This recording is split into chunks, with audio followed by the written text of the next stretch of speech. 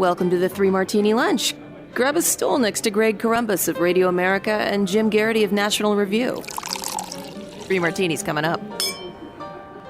Very glad you're with us for the Tuesday edition of the Three Martini Lunch. We have good, bad, and crazy martinis for conservatives today. And Jim, I don't think it's just conservatives that are not paying attention, or at least not watching, the 2022 Winter Olympics in Beijing. And you focus on this in the morning jolt. NBC might be the ones most jolted by the numbers coming in from the first couple of days of coverage.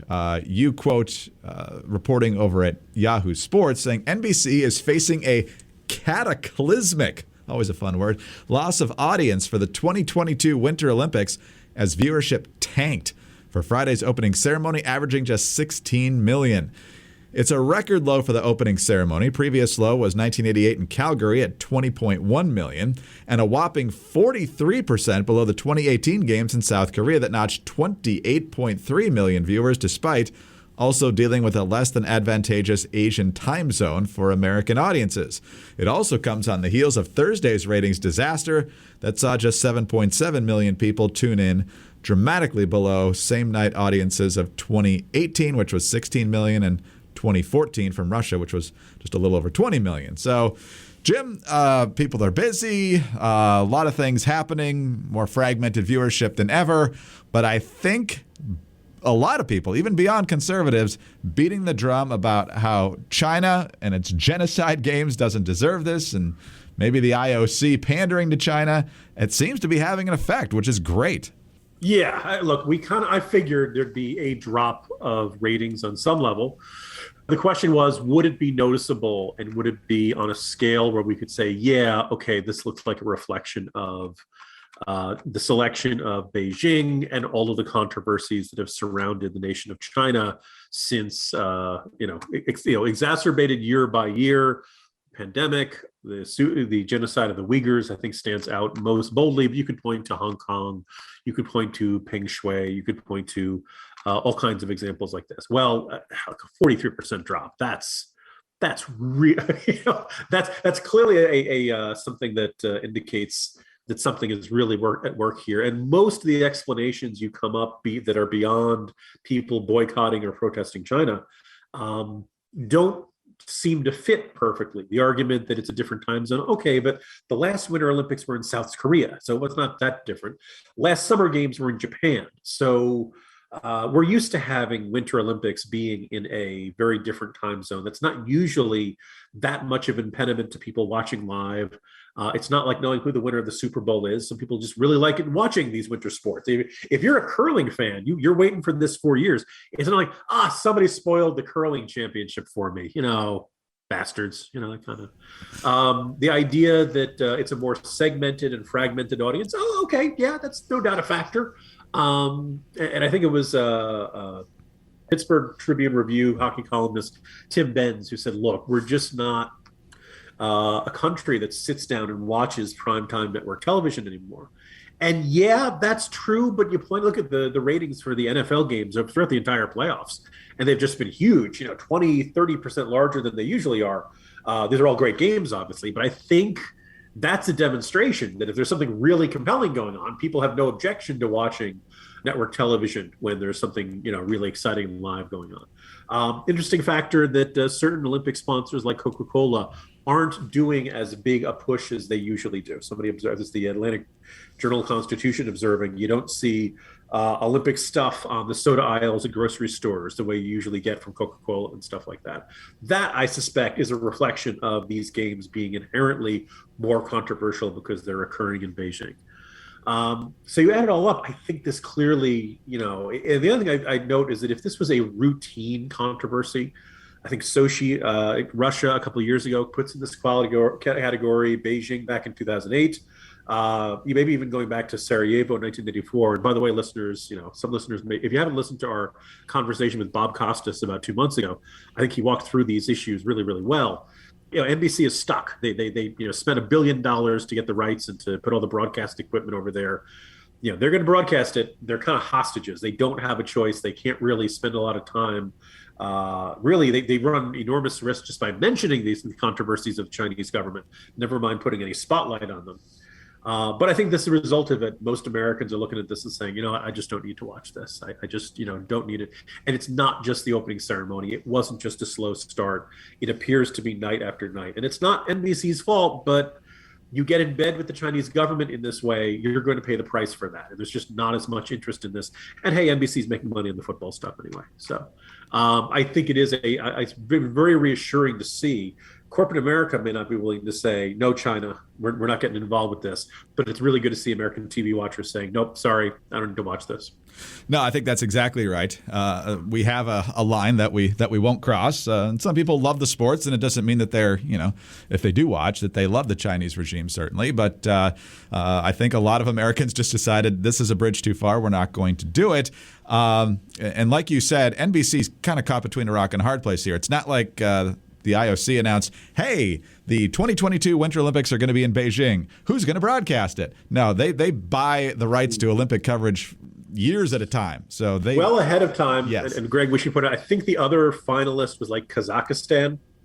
And I think they were in their own ongoing crackdown against citizens at the same time. So it's possible the IOC didn't have a lot of great options, but man, oh man, not a great turn of events for NBC. No, certainly not. And one of the reasons it ends up in those places is because, nobody wants it here, at least in any place where they live. I mean, remember when Washington was trying to get the Summer Olympics here a couple different times in New York, and the D.C. area never made it very far. And every time they kicked D.C. out of the running, we were like, oh, thank goodness. The traffic would be absolutely miserable. And so they are going to be in L.A. The Summer Olympics will be in L.A. in 2028. But there's a reason why some unfavorable places end up with the Olympics is because other folks don't really want the hassle anymore, especially post 9/11. And in a pandemic, it's not a whole lot of fun either. So anyway, Jim, a lot of other viewing options, a lot of other options, period, that don't involve watching on your device. But whether you're working, whether you're reading, whether you're just spending time with family, there's an abundance of options on how to do non-Olympic things from the comfort of your XChair. From the first moment I sat in my XChair, my body immediately said, so this is what a real office chair is supposed to feel like. I never actually looked forward to sitting in my office until I got my XChair. Now, can your current office chair give you a massage while you're working? My XChair can. Can your current office chair heat up or cool down? My XChair can do that too. It's all in the Elemax massage and temperature regulation, exclusively designed and made for the XChair. And once you feel the customized support of XChair's patented dynamic variable lumbar, or DVL, your back will never be happy in another chair again. High performance, quality engineering, extreme comfort. These are all the reasons I love my XChair. And now I can't wait to be at work. Sometimes, even if I'm not working, I just sit in my XChair just to get that feeling. Take my advice, try the XChair for yourself risk-free for 30 days. Once you realize how much better your chair should be, you will never go back. I promise. Jim, were you able to lug your XChair into your quarantine room, or did you have to go without it for a few days? I just coughed on it so no one else could sit on it while I was gone. Go to XChairMartini.com now. That's the letter XChair, MARTINI.com. Or call 1-844-4XChair for $100 off your order. XChair has a 30-day guarantee of complete comfort, and you can finance your purchase for as little as $30 per month. One more time, XChairMartini.com.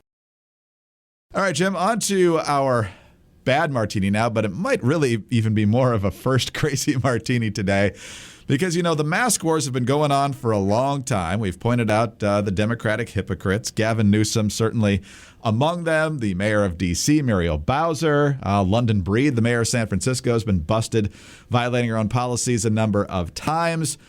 And now all of a sudden, a bunch of Democrats, I think it's because they can see the political calendar, but others may have different analysis here. They're deciding that, statewide mask requirements in schools can be gone here in the next few weeks. AP with the story. The governors of 4 states announced plans Monday to lift statewide mask requirements in schools by the end of February or March, citing the rapid easing of COVID-19's Omicron surge.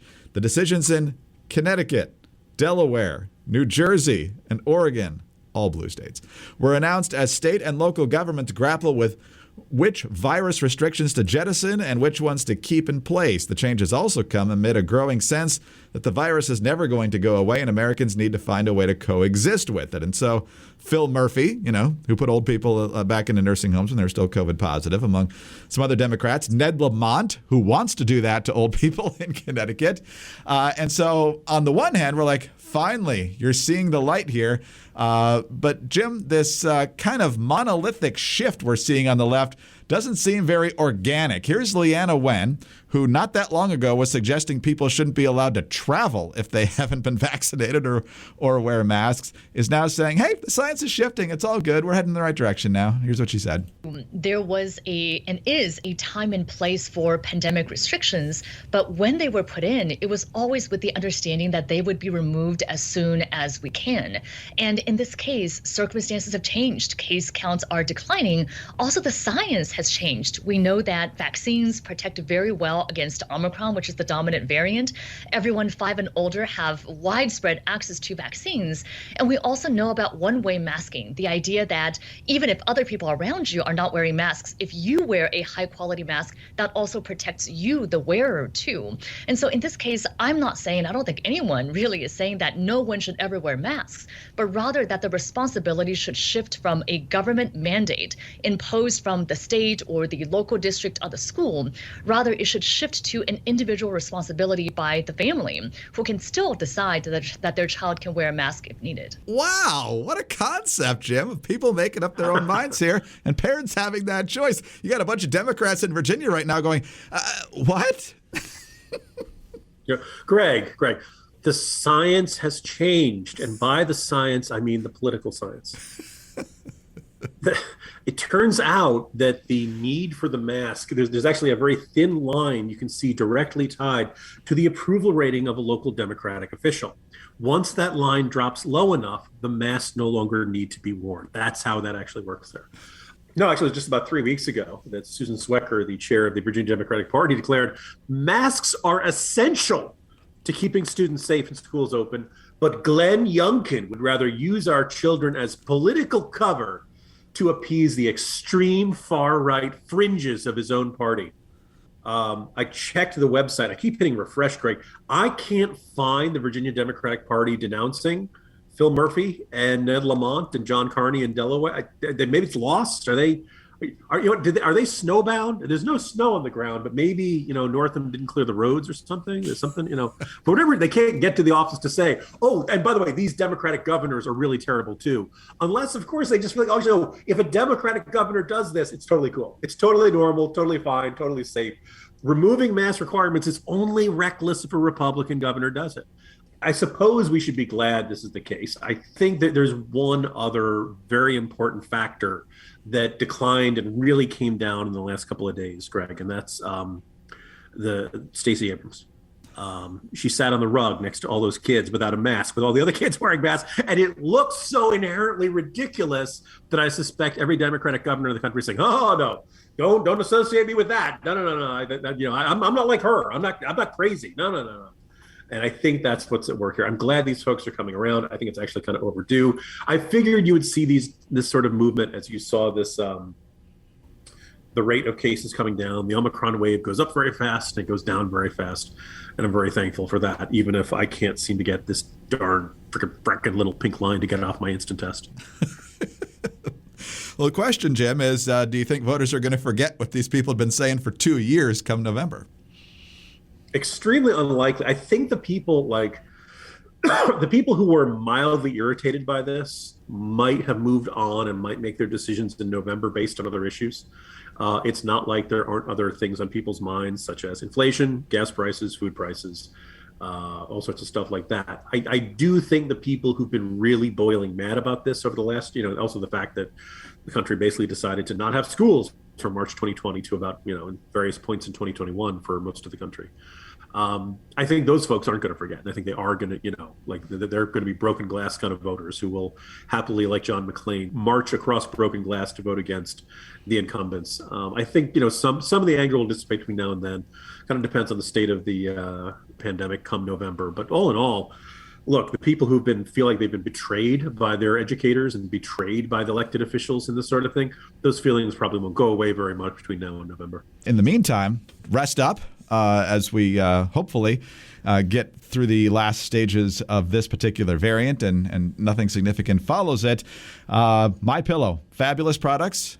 You can pretty much go through the evening ensconced in MyPillow products, and you're going to be dealing with high-quality products. You've got bathrobes, you've got slippers, and then it's time to get into bed. You've got the pillows and the Giza Dream Sheets, and then you wake up. You can put the slippers back on, and then you hop in the shower.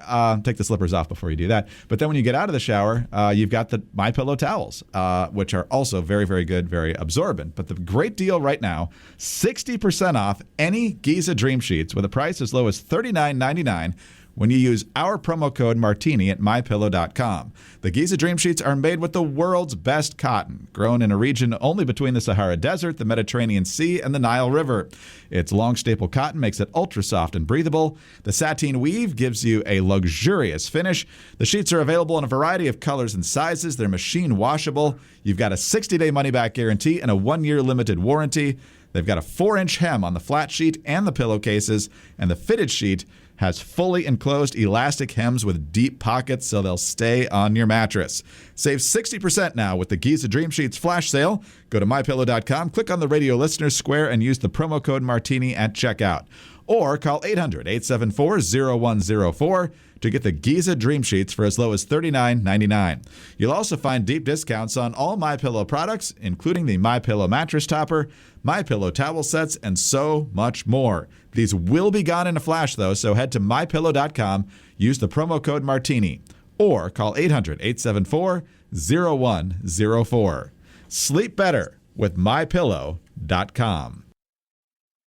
All right, Jim, on to our second crazy martini. I've decided now is what this one's going to be. And remember, it was either Inauguration Day or the day after. Joe Biden leaving it very clear for his staff that we're going to be a culture that has respect here in the White House. No ands, ifs, or buts. But I'm not joking when I say this. If you're ever working with me and I hear you treat another colleague with disrespect, talk down to someone, I promise you I will fire you on the spot. On the spot. No ifs, ands, or buts. Does anyone ever think he's joking? Because he always throws that catchphrase in there, but he's never actually telling a joke. But nonetheless, he has a science advisor. Check that. He had a science advisor named Eric Lander, who resigned Monday evening, but had been twisting in the wind for a number of days due to his belligerent behavior towards other colleagues. Politico was the first to report that the White House had launched a 2-month investigation into Lander that found, quote-unquote, credible evidence that he bullied his then general counsel, Rachel Wallace.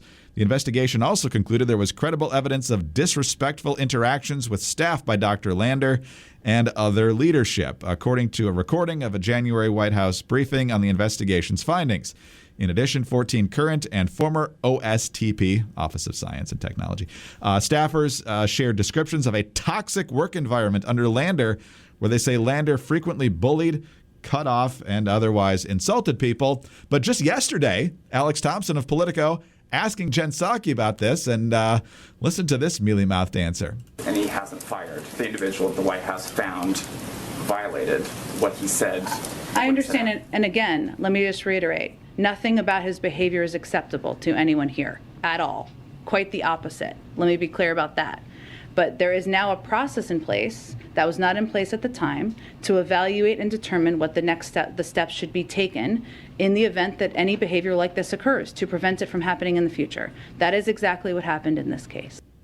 But because the criticism kept coming, they eventually asked him to resign, which he did, which left California Congresswoman Anna Eshoo with a hearing today that did not involve the White House science advisor, which is a cabinet-level position. I didn't know that until this story broke. So, Jim, in the end, they ultimately got to the point where Biden said they would, but it took 2 months instead of on the spot, man. I don't know if it was immediately after that declaration that any bullying would result in firing on the spot. But I was just a short time afterwards that Biden announced that his ambassador to Japan would be Rahm Emanuel, famous for his always treating everyone with respect, dignity, and a genteel tone of soft-spoken easygoing persuasiveness. No, if you know anything about Rahm Emanuel, he's probably the biggest bully who's ever walked through the halls of the White House. But I guess that was then. This is now, and it's totally okay. Look, you should not bully your underlings or your coworkers. I kind of wish we'd gotten one or two more specific details of anecdotes of just what Lander was doing that made it so unacceptable. It's entirely believable that he would do something like this. It sounds like there's a lot of complaints about this, which makes it less likely that one or two particularly sensitive snowflake employees who, aren't used to being told no or something like that. Maybe he was terribly brusque or obnoxious or just utterly unnecessarily contentious and, insulting to his coworkers. It just is, what I think you see is kind of this common theme throughout the entire Biden presidency. He says things that sound really good and doesn't really think through what it's going to take to actually enact that change he's promising, whether it's I'm going to shut down the virus, I'm going to cure cancer. Right now in Russia and Ukraine, he spent a lot of time talking about how he was going to stand up to Putin and rebuild the NATO alliance. Well, here we are, and it's hard. It's really, really hard. All of a sudden, oh my goodness, not all of our allies always get along all this time. Just being Joe Biden by itself isn't enough. And it turns out that saying, no ifs, ands, or buts, you're out of here, does not actually stop people who've been, presumably behaving this way their entire lives to stop behaving this way in the workplace. We are not the least bit surprised that somebody eventually was going to run afoul of this policy, and it is not the least bit surprising that when push came to shove, enforcing it became a lot tougher than it sounded like when Biden was giving his usual "look at how tough I am" type remarks or something. So, look, I hope we have our disagreements with the White House. I hope everyone inside those walls gets treated with respect and dignity. There's no reason for people who are grown adults to act like this. But we'll see how this shakes out. But once again, the administration made a big old promise, and then things got a lot tougher once it became time to actually keep that promise. Wow. Yeah, usually treatment like that either comes from deep insecurity, trying to pass the blame, or having a huge ego. And fortunately, there's not very much of that in Washington. So we should be fine. I was going to say, where are you going to find that in Washington, D.C., right? Good luck, everybody. Jim, have a good day. See you tomorrow. See you tomorrow, Greg. Jim Garrity, National Review. I'm Greg Corombos of Radio America. Thanks so much for being with us today. Do subscribe to the podcast if you don't already. Tell your friends about us as well. We're very grateful for your 5-star ratings and your kind reviews. Please keep those coming. Get us on your home devices. All you have to say is play 3 Martini Lunch Podcast. Follow us on Twitter. He's at Jim Garrity. I'm at Dateline_DC.